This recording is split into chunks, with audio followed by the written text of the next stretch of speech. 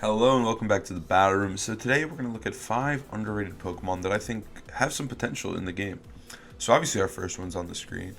We've got a Espathra. I'm not really sure how to say it. Either way, it seems like a really fun mon.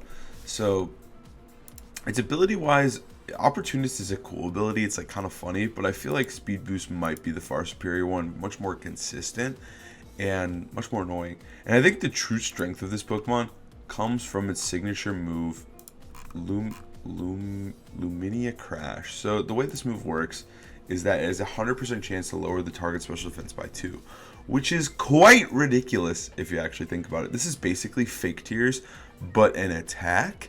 And obviously Fake Tears is a move that people have used for a long time, but now it's an attack? This is stupid. This is so strong. I think this is the main selling point of the bird. It has pretty solid speed as is, so naturally after one speed boost it will outspeed almost everything. And then even without a speed boost though, it's doing really well. I think you could opt to run like Sash or something on it, and it just seems like a really ridiculous combo. Its move pool is pretty shallow outside of that, but I think this move alone gives it some potential. Now this is obviously number 5 because it's not the greatest mon we've seen, but I still think it is a really funny Pokemon that we could see being used in play just purely because of this move. But yeah, there's not much else to say. I think this move is ridiculous, and I think this Pokemon, getting access to it makes it somewhat viable. Now next up we've got the Salt King. I think this Pokemon is not actually that bad. So if we look at its stats, base 130 defense is pretty nutty, especially if it were to, I don't know, get body press. What about iron defense? Absolutely ridiculous stuff there. Also, its signature move is really not that bad either.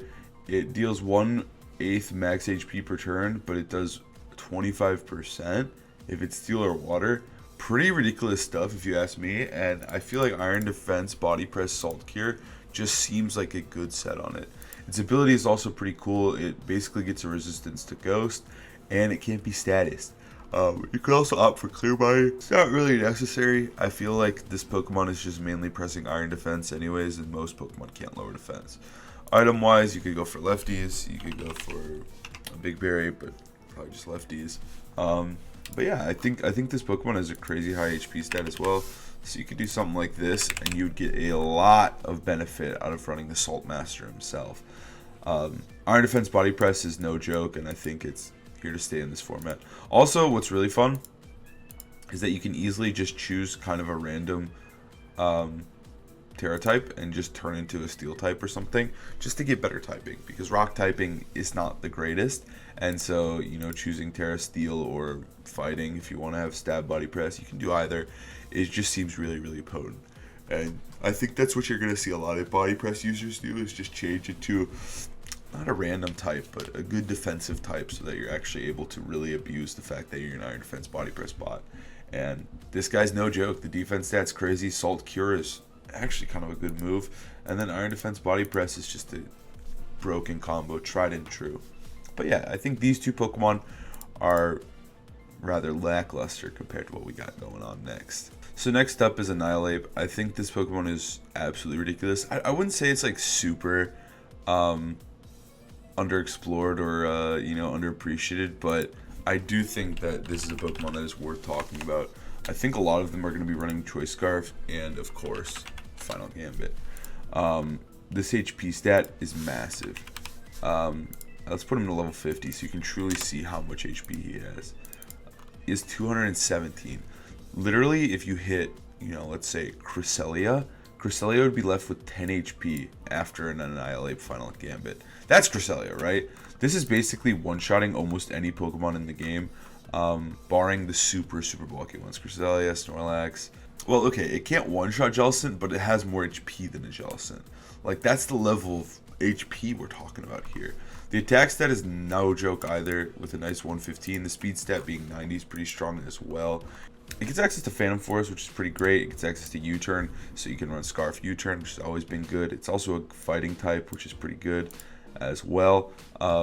It's just kind of a really, really solid mon.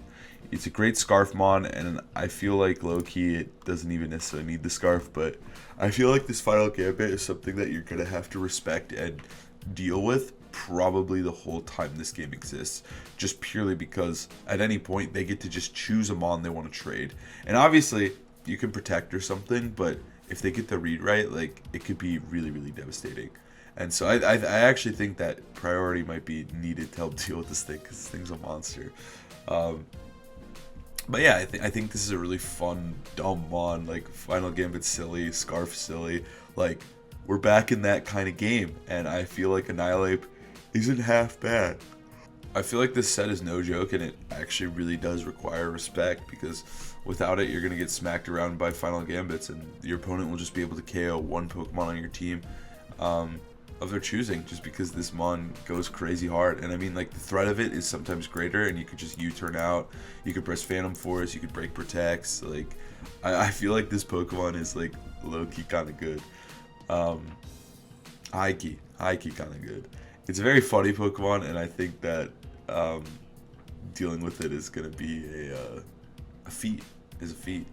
Alright, let's go to the next one. I feel like Iron Juglius here got kind of overshadowed by Roaring Moon. I think Roaring Moon is like the mon everyone's thinking about. They're all using. It's Dragon Dark. This one's Dark Flying. So like people aren't thinking about this one as much. But I feel like this Pokemon has some really cool interactions, and it's actually kind of a fun mon. So the way Booster Energy works is it boosts the highest stat by 1.5 if it's speed, or 1.3 if it's attack. So what you can do with this guy right here is, if you max out his special attack stat and his speed, and you run Timid, he will get a boost in speed, because obviously it's 2 points higher. What that means, though, is that you get to start the battle with the +1 speed, Iron Juglius here, but you also can set up Tailwind. And so this Pokemon hits like 266. It's just under Regieleki's speed, if you guys remember Regieleki. I know he's been dead for a little bit, but this basically gives you one of the fastest Tailwinds in the game. It's all but guaranteed. All you're really paying is Booster Energy and Tailwind, and so having that kind of speed control is astronomical. I think the combo is really deadly, like just the item and the move, like that's all you're really paying. And that speed boost is no joke either. You still get access to moves like Dark Pulse. You could run like Air Slash if you wanted to, but yeah, I mean, he's got good coverage, Heat Wave, but obviously probably just run Protect. But I think this Pokemon does have some really good potential just as a Pokemon, just purely because of this interaction here. You also outspeed Annihilate, so you don't gotta worry about that guy. Pretty naturally fast mon. The stats are really good as well. Obviously, there's more sets you could run. You could run you could run a bulkier one. You could run like no Booster Energy. You could run some Resist Berries. You could run a Big Berry. There's a lot of options for our buddy Fake Hydreigon here. But I think just this interaction alone makes it worth talking about, and a mon worth considering for your team, just because Tailwind is good, and this is basically priority Tailwind in a format where Talonflame is your only priority Tailwind. So I think having access to Booster Energy Tailwind is good, and I think that this Pokemon does it really, really well. But yeah, you obviously could run Electric Train, but that involves running Perchurchin, which feels bad. So I think Booster Energies are saving grace here. But yeah, there's a lot of it's a very cool little combo, and I think that we're gonna see this Pokemon in the future, because I think it is pretty good. Now, finally, last but not least, is Screamtail. I can't spell Screamtail. I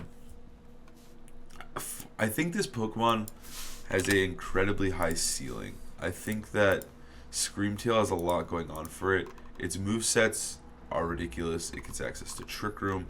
It gets access to Helping Hand. It has a lot of options here. Its typing is really good. It's basically Hatterene. It gets Psychic Fangs if you want to destroy screens. It just seems like it has I saw it gets both Reflect and Light Screen as well. So I don't know. I feel like this thing has potential to be such a strong Pokemon. It's stat-wise, it looks incredible. It's got really solid defense. The HP stat is pretty crazy. It can survive Annihilate, by the way. The defense stat is pretty good. With the HP stat, I feel like it's good. and the special defense stat is nutty. It's also incredibly fast. Like, it literally starts out at 131 with no investment. Like, if you run like a little bit, you can literally just outspeed Braylon. I think it hits 135 or whatever. I don't remember how much Braylon hits, but you basically run no speed and you're like super fast already. I think as a supportive mon, this Pokemon is absurd. I think that Jigglypuff got like being really weak in attack is actually totally fine when you're a support Pokemon, and I think that having all the stats in your defenses makes this Pokemon a serious threat. I'm not sure the best way to run this Pokemon yet. I'm not sure if you're trying to just run a Big Berry, or running Helping Hand, to screen, like Trick Room, giving you a Trick Room option. I don't know, because I think this Pokemon is absurd, but I'm not sure how to use it, and I think that's the conundrum here, and I think that's what's going to be worth figuring out, is how we can use Screamtail to our best advantage and how we can make this Pokemon really shine, because I think it has a lot of potential. It has a lot of good support moves. It's just a matter of figuring out how to use them. And so yeah, I think Screamtail has huge potential as a mon. I'm excited to test out and figure out, because I think it's a unique puzzle. But yeah, those are my 5 Pokemon. I think these are all underrated, and I think that, you know, obviously some of them are a little more highly rated than others, but I do think giving any of these guys a try can make your team better, and I think that all these Pokemon will have their time to shine, with the exception of maybe the bird. I think the bird is really funny. I think this move is really funny and good. Speed Boost is good. Opportunist is funny. Like, it's a funny Pokemon. I don't know if it's as good as the other 4. I think these 4 could win a tournament, you know, in the right setting. The Minecraft Sand guy could easily win a tournament. This guy, maybe. This guy definitely can, and Screamtail probably will. So I think we've got a lot of potential. The mons that, you know, I've talked about today, I think they are really fun Pokemon as well, and, you know, maybe you can impress your friends with your underrated picks here of using the Saltmaster and just body pressing them. I don't know. But anyways, thank you guys for watching. I hope you guys have a great, amazing day. Please like, comment, subscribe. Helps me out a ton. I'll see you guys next time. Peace.